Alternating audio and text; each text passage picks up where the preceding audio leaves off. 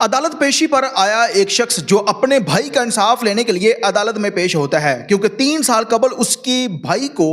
एक छोटी सी तलह कलामी पर मार दिया जाता है। उसी केस में मदई मुकदमा अपने भाई के इंसाफ के लिए पेश होता है और पेशी के बाद जब वो वापस अपने घर की तरफ जा रहा था तो उसे भी गोलियां मार दी जाती हैं और फिर उसके बाद उसी की बेटियां अपने बाप की डेड बॉडी को 8 घंटे तक सड़क के ऊपर रखकर अदालत में पुलिस से इंसाफ मांगती रही। लेकिन पुलिस ने इन लोगों के साथ क्या सलूक किया, वाकया कहाँ का है और इनकी दुश्मनी क्या थी, 3 सालों में 3 लोगों की जिंदगी कैसे खत्म हुई, तमाम तर तफसीलात बताएंगे आज के इस वीडियो। अस्सलाम वालेकुम नाज़रीन, आप देख रहे हैं मेरा डिजिटल चैनल, मैं हूं आपका मेज़बान उमर अली। सबसे पहले ये वीडियो देखिए और फिर इसके ऊपर बात करते हैं और हकीकत आप लोगों के सामने रखेंगे कि इस दुश्मनी की असल वजह क्या बनी।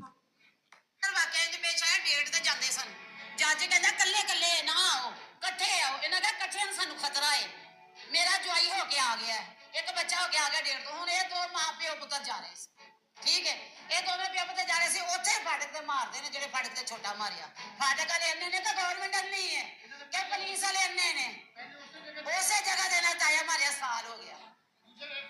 हाँ जी, ओथे ही जगह, ये जिस जगह पर वाकया हुआ था इसी जगह पर जो शख्स आज कत्ल है 1 साल कबल इसी के भाई को उसी जगह पर मारा गया था। ये असल में ये लोग जो हैं वो शेखुपुरा के रिहायशी हैं, आपस में इनके घर भी आसपास हैं, एक दूसरे के मोहल्लेदार हैं। छोटी सी तलह कलामी थी और उस तलह कलामी के बाद आज 3 लोगों की जिंदगियां खत्म हो गई। हमारे मुआशरे में आजकल के दौर में कोई शख्स किसी को बर्दाश्त नहीं करता कि अगर किसी ने कुछ कह दिया है तो उसकी सोच होती है कि मैंने इसको ख़त्म कर देना है। अब होता कुछ यूँ है कि तलह कलामी इनकी इस हद तक बढ़ती है कि ये आपस में लड़ाई झगड़ा करते हैं। उस लड़ाई झगड़े के बाद इसी फाटक पर एक शख्स जिसको मार दिया गया था 1 साल कबल, उसके 4 बच्चे थे और 4 बच्चे जो थे वो यतीम हो जाते हैं और उसी का भाई अपने ही भाई के केस में मदई मुकदमा बन जाता है। और जब वो मदई मुकदमा बनता है तो उसे जाहिर सी बात है अदालत के अंदर भी जाना पड़ेगा, पुलिस स्टेशन के अंदर भी जाना पड़ेगा, लेकिन उसे डराया धमकाया जाता था कि आप सुलह कर लो, आप इस केस को वापस ले लो। लेकिन वो शख्स केस को वापस नहीं लेता, वो अपने भाई के कत्ल बदला लेना चाहता था। पुलिस ने उन मुल्ज़मान को फैमिली के बकौल के गिरफ्तार नहीं किया और जब हम डिमांड करते थे कि इनको गिरफ्तार करें तो ये कहते थे कि हमें रिश्वत दें, हमें पेट्रोल ढलवाने के पैसे दें, हम इनको जाकर गिरफ्तार करेंगे। हमारे पास पैसे नहीं थे जिसकी वजह से हम नहीं दे सकते और उसी बना पर वो लोग गिरफ्तार नहीं हुए। और जैसे ही ये शख्स अपने भाई के इंसाफ के लिए अदालत में पेशी पर जाता है और पेशी के बाद पहले 9 बजे पेश होता है, फिर दोबारा 2 बजे कहा जाता है और 2 बजे जब ये पेश होने के बाद वापस अपने घर की तरफ आ रहा था और इसके साथ इसका एक बेटा भी मौजूद था। उसी फाटक के करीब जहां पर 1 साल कबल इसी के भाई को मारा गया था, दोबारा इन्हीं के ऊपर फायर की जाती है और उन्हीं की जद में आकर बाप मौके पर जहां बाग हो जाता है, जबकि बेटा अभी तक हॉस्पिटल के अंदर जो है वो खतरे की हालत में है और उसकी जिंदगी जो है वो इस वक्त खतरे में है और मौत के कश्मकश में है कि हो सकता है कि वो शख्स भी जिंदा ना बच सके। और कुछ वक्त पहले उसी बेटे के ऊपर भी फायरिंग की गई थी लेकिन वो जिंदा बच जाता है